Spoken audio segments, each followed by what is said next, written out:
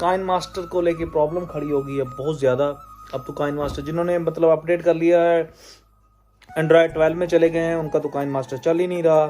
और Kine master ने restriction इतनी लगा दी है कि यूट्यूब पे कोई भी इनकी वीडियो डालता है तो बस फिर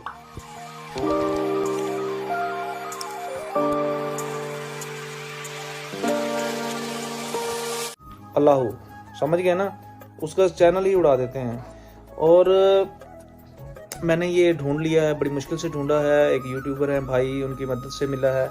तो अगर आपको चाहिए, ये देखें ये मेरा अपडेट है, मतलब मोबाइल फुल अपडेट है और इस पे फुल वर्किंग कर रहा है ज़बरदस्त तरीके से। ये देखिए मैं दिखा रहा हूँ आपको। ये हो गया जनाब, ये हो गया, ठीक हो गया।